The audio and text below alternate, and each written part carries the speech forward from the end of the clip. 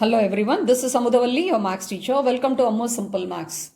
Dear students, in this session, let us get started with new chapter, chapter number 9, some applications of trigonometry.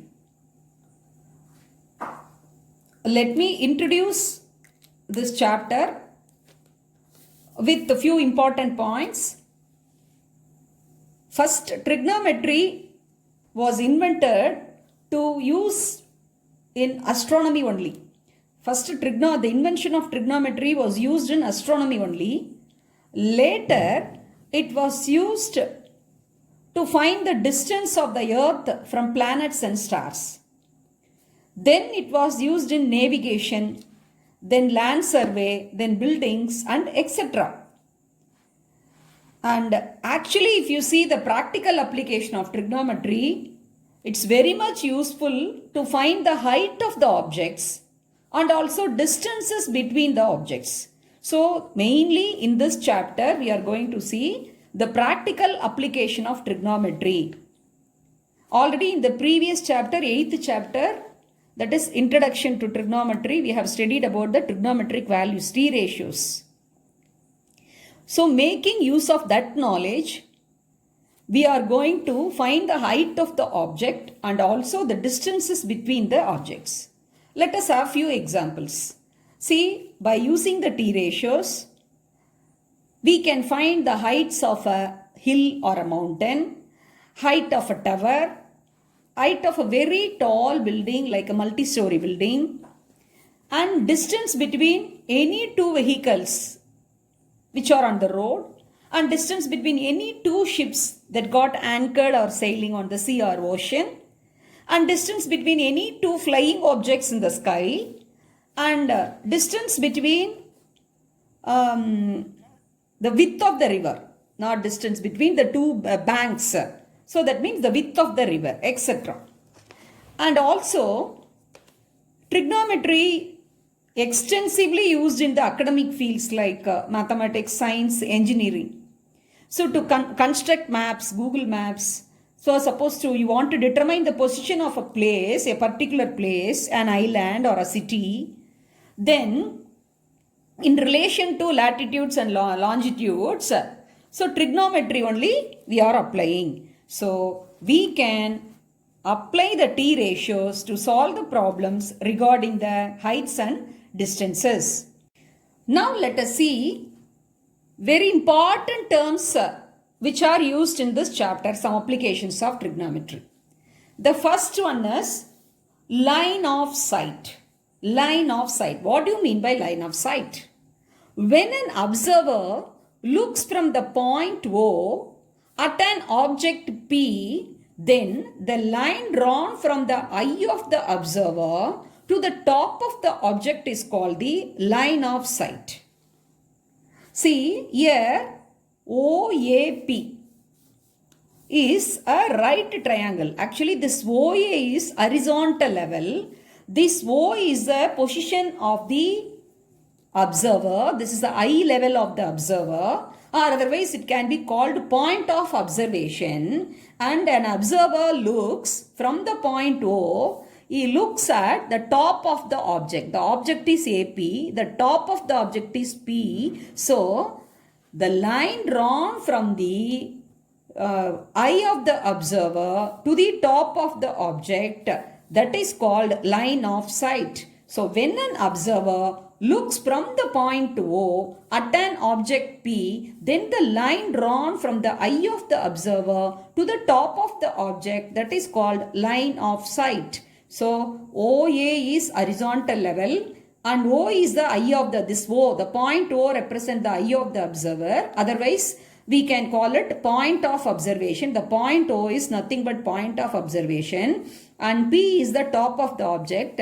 And this AP only, this height only represents the height of the object. That is the object. So, this is the top of the object. The observer looks the top of the object from the point O. So, the line drawn from the eye to the top of the object is called line of sight. Once again, I'll repeat.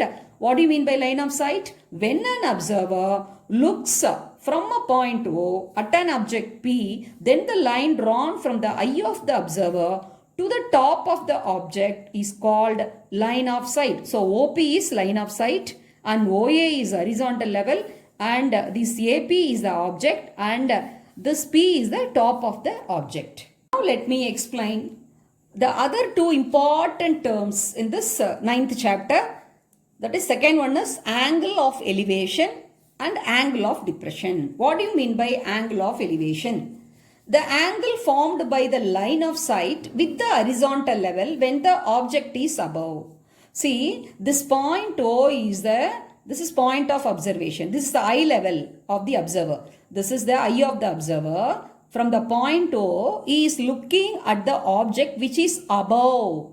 See, this OA is a horizontal level. So, and OP is already, I have told you, this OP is nothing but the line of sight. The line drawn from the eye of the observer to the top of the object is called line of sight. And OA is horizontal level. So, the angle formed by the line of sight with the horizontal level. OP is the line of the sight. This OP forms an angle with the horizontal level. So, this AOP is called as angle of elevation. See, here the object is above. See, the observer is looking at the top of the object is above. So, this OP is a line of sight.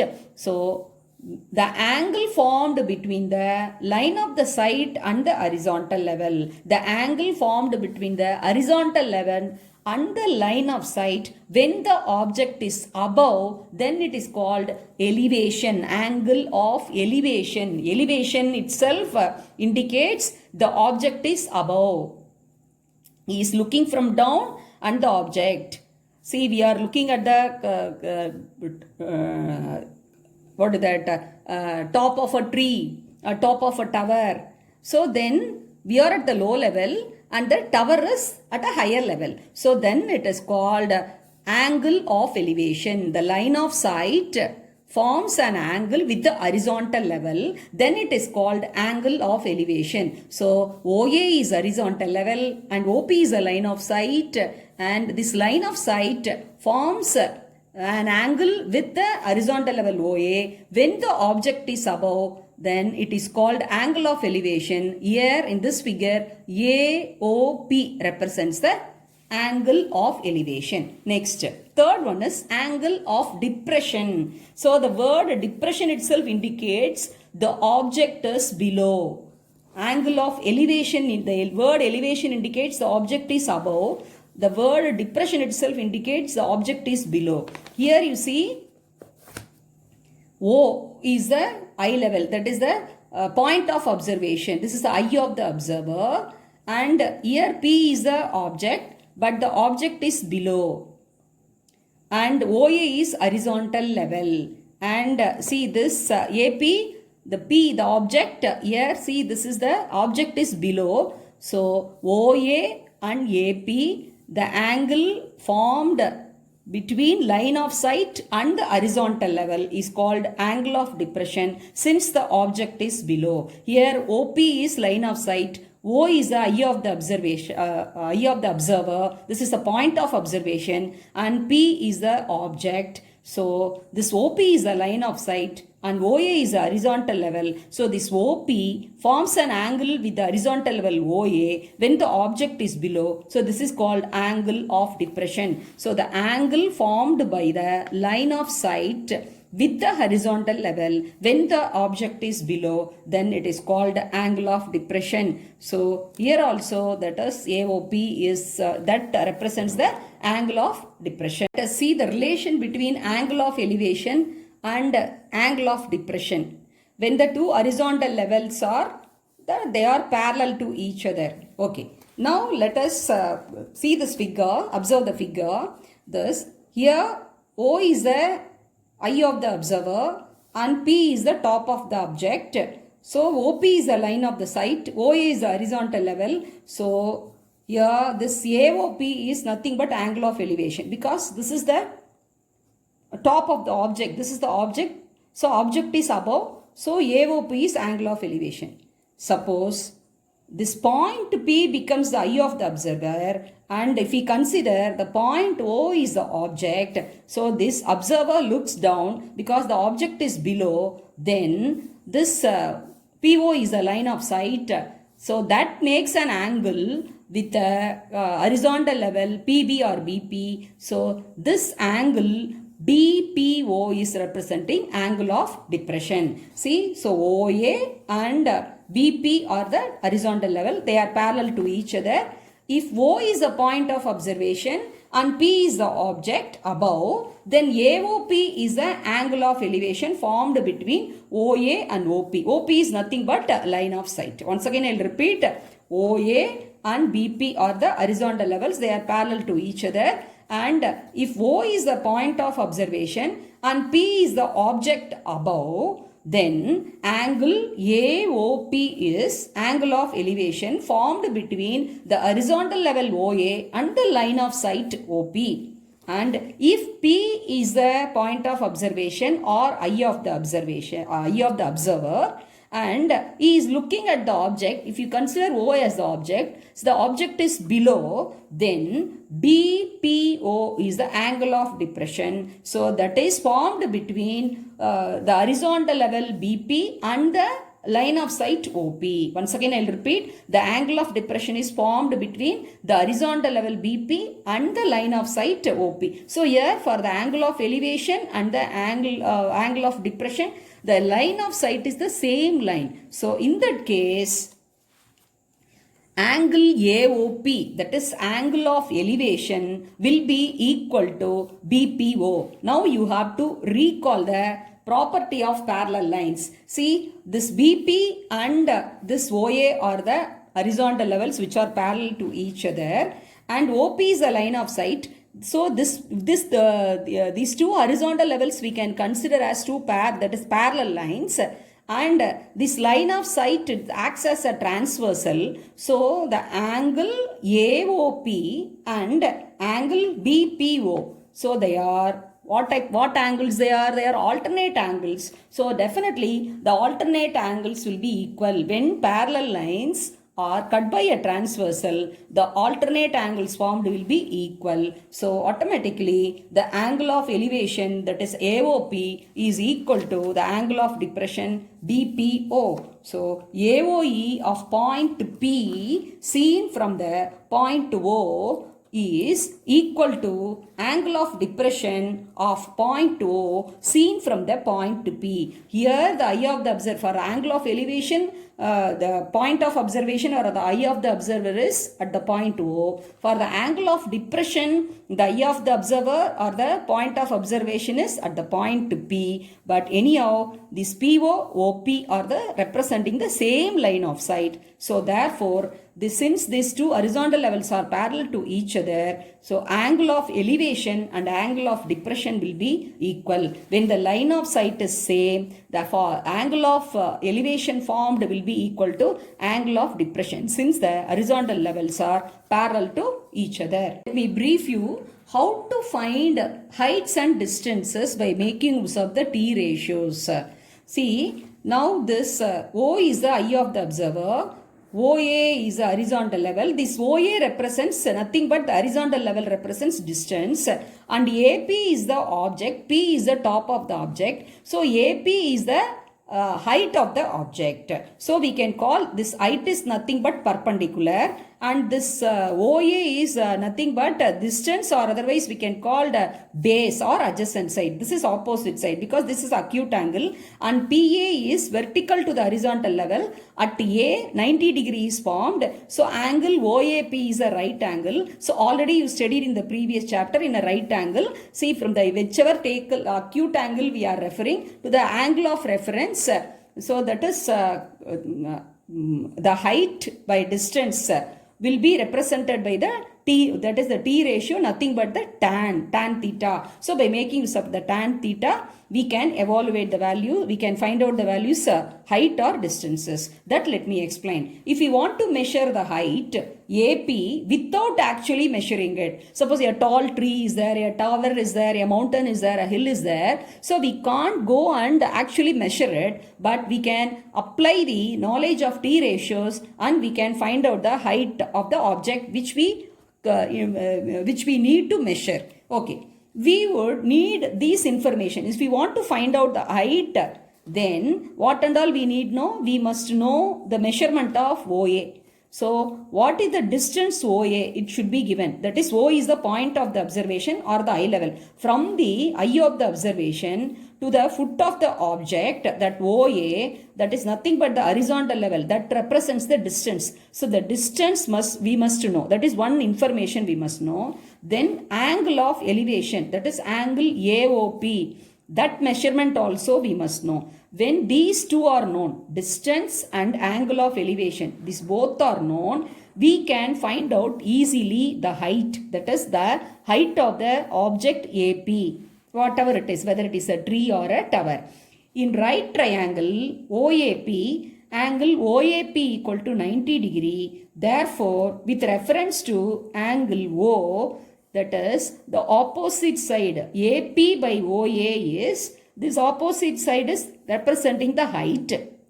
So we can call it as opposite side or perpendicular. We always denote by the capital letter P. And this OA is the adjacent side, that is distance. Adjacent side or base we'll represent by the capital letter P.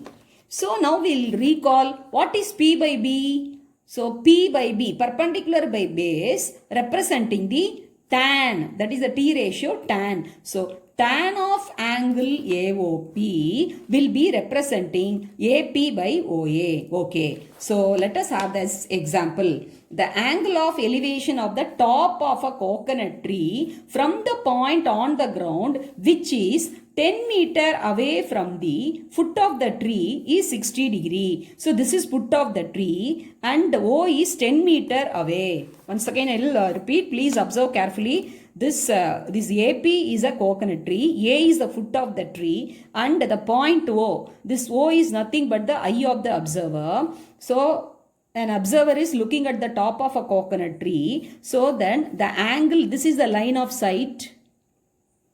This is line of sight. This is the horizontal level. This is the height. So the line of sight forms an angle that is 60 degree. What is the height of the coconut tree? This is the height of the coconut tree that we have to find out. Okay. So then we have to take, this is the problem connected with height and distance. So height and distance, height is nothing but perpendicular. Distance is nothing but base. So tan theta is the apt T ratio. So tan theta is nothing but P by B. P is here perpendicular, that is the opposite side, that is AP, that is the height of the coconut tree, divided by OA. OA, the distance is given 10 meter. From the foot of the tree, the eye of the observer is 10 meter away. So AP we have to find out, OA we know, so that is 10 meter. So that is equal to 60 degree angle of elevation, that will be equal to tan 60 degree because P by B is tan theta. Here theta is 60 degree. So tan 60 degree is AP by OA. Tan 60 value we know root 3. So we have to find out AP. So by cross multiplying, AP into 1 is AP. AP equal to 10 root 3 meters. So AP is nothing but representing the coconut tree. So the height of the coconut tree is 10 root 3 meters. Here distance is known and angle of elevation is known. So we can find the height of the coconut tree. Suppose height of the coconut tree is given and angle of elevation is given. We can find the distance in the same manner. Here AP is known, OA is not known means similarly we can find out. Suppose height of the tree and also the distance both are given, and if we are asked to find the angle of elevation, that also we can find out. See, for example, height of the coconut tree is 10 root 3 and the distance is 10 meter. So what is the angle of elevation means?